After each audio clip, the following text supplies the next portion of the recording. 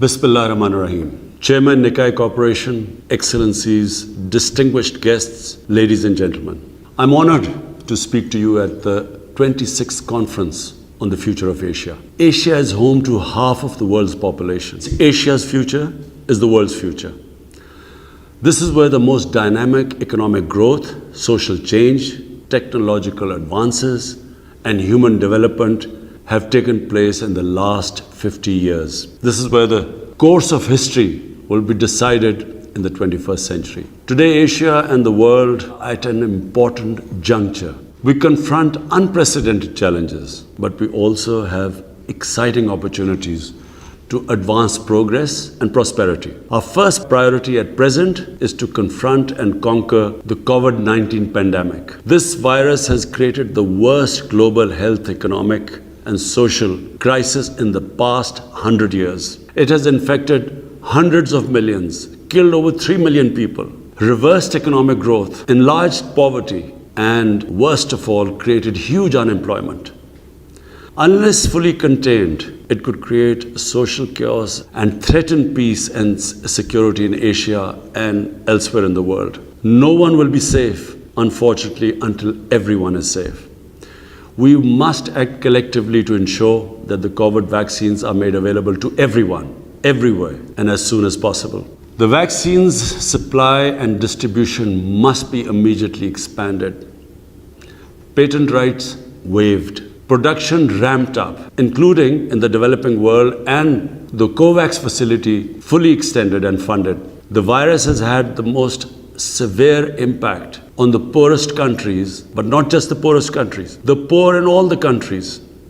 It is essential to provide low-income countries and others in financial distress with fiscal space and liquidity to respond to the impact of the pandemic and revive economic growth and preserve social stability. I had proposed a 5-point agenda for debt relief, SDR creation and reallocation, larger concessional finance, fulfillment of climate finance commitments, and an end to illicit financial flows from developing countries. I'm gratified that consensus is evolving on these essential actions already. I welcome the extension of G20's debt suspension initiative, the agreement to create $650 billion in new SDRs, to expend IDA funding, and to expand emergency support programs for the multilateral development banks. The recommendations of the FACT-I panel on illicit financial flows must also be implemented. To ensure rapid recovery, we in Asia and elsewhere must keep economies open, revive disrupted supply chains, and resist protection temptation. If Asian and other countries are to achieve the Sustainable Development Goals by 2030 and net zero carbon emissions by 2050, we will need to invest massively in new and sustainable infrastructure, energy, transportation, housing, agriculture, and industry. Both public and private investment should be mobilized to this end. The less developed countries must be helped to prepare a pipeline of sustainable infrastructure projects. To attract private investment, such projects will need to be de-risked through blended finance and investment guarantees and incentives. We must also continue to mobilize science and technology to accelerate sustainable growth through targeted research on innovations and applications required to advance the sustainable development and environmental goals. The rapid digitalization of economies is essential to ensure dynamic growth. The digital divide between advanced economies, where 87% of people are online, and the poorest countries, where only 19% have internet access, must be bridged. Otherwise, the divergence in growth trajectory of advanced and developing economies will widen further. This will require expanded investment in digital hardware and software. Resilient and dynamic economic growth, particularly in Asia, depends significantly on greater integration and physical connectivity. China's Belt and Road Initiative provides the important pathway to such regional integration across the Asia-Pacific region and beyond. We welcome proposals from Japan and others to support and finance quality infrastructure in Asia and elsewhere. The China-Pakistan Economic Corridor is a flagship project of the Belt and Road Initiative. It has generated economic activity, employment, and will enhance bilateral and regional trade. Pakistan has invited all friendly countries to join in investing in the several economic industrial zones being established under the CPEC umbrella. Pakistan looks towards serving as a geo-economic hub connecting the economies of Central Asia, South Asia, West Asia, and beyond. These sub-regions are the areas which possess greatest potential for dynamic new growth to Asia. This potential cannot be fully unleashed until we resolve the outstanding conflicts and disputes in this region. Pakistan has actively supported the peace process in Afghanistan. As foreign forces withdraw from Afghanistan, it is imperative to redouble efforts to promote the peace process between the Afghan parties. As I have said over the years, there is no military solution to the conflict. Pakistan hopes that the violence will be sharply reduced and the Afghan parties will engage constructively to secure an inclusive, broad-based and comprehensive political settlement.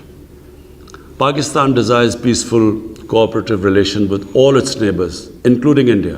But India must stop the human rights violations in occupied Jammu and Kashmir and revisit the unilateral measures it took on 5th August 2019.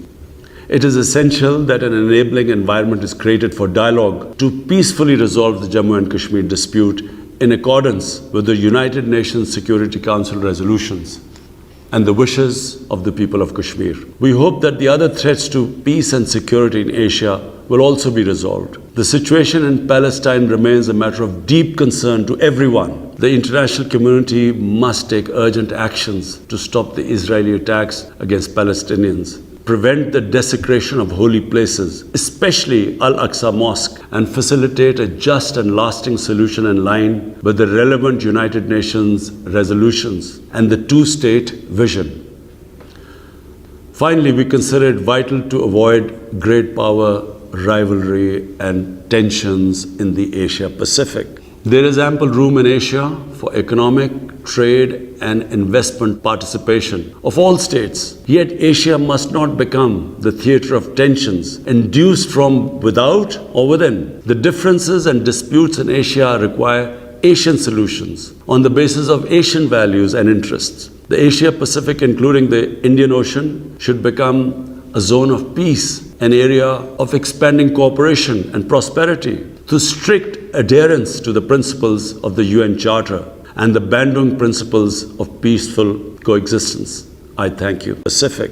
There is ample room in Asia for economic, trade and investment participation of all states. Yet Asia must not become the theatre of tensions induced from without or within. The differences and disputes in Asia require Asian solutions on the basis of Asian values and interests. The Asia-Pacific, including the Indian Ocean, should become a zone of peace, an area of expanding cooperation and prosperity, through strict adherence to the principles of the UN Charter and the Bandung principles of peaceful coexistence.